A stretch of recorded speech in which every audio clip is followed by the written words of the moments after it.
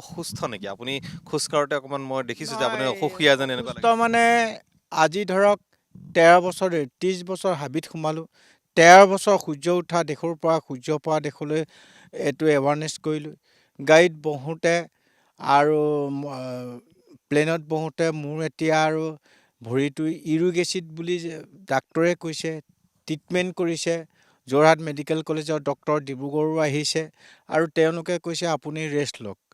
সেইকাৰণে এতিয়া ৰেষ্ট ল'বলৈ এই সময়ত বিশেষকৈ এই ছিজনত দেশ বিদেশৰ ছাত্ৰ ছাত্ৰীবোৰ আহে, তাহাঁতক লৈ মই অলপ ভৰিটো যদি দুখ পালেও মই খোজকাঢ়ি কাঢ়ি তেওঁলোকক এইটো শিক্ষা দিয়াটো মোৰ কৰ্তব্য। থকালৈকে যিদিনালৈকে থাকিম তেওঁলোকৰ লগত থাকি সেউজীয়া পৃথিৱীখন সেউজীয়া কৰি ৰখা উদ্দেশ্যৰে মই তাহাঁতৰ লগতে থাকিম। মই আনৰ কাৰো লগত নাযাওঁ মানে। টাইৱানৰ ৰাষ্ট্ৰপতিগৰাকীয়ে সংগ্ৰহালয় এটা বনাবলৈ এইটো দিছে, দি এইটো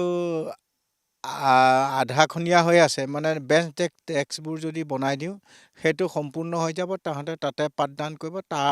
তাৰখিনিয়ে তাত শিক্ষা লোৱা প্ৰেক্টিকেল কৰাখিনি ইয়ালৈ আহিব। অকল ইয়াত হাতে কামে কৰিলেই নহ'ব, কিতাপো পঢ়িব লাগিব।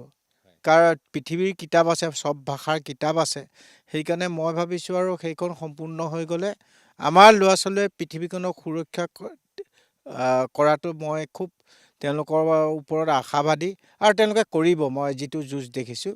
সেইকাৰণে ভাল লাগিছে। আৰু এতিয়া জন্ম মৃত্যুটো বিবাহটো কোনো ক'ব নোৱাৰে। সেইকাৰণে জীয়াই থকালৈকে মৃত্যুৰ দিনালৈকে মই ছাত্ৰ ছাত্ৰীৰ লগত থাকি পৃথিৱীক ভাল পাবলৈ শিক্ষা দিয়াটো মোৰ কৰ্তব্য। সেইকাৰণে মই কৰি গৈ থাকিম।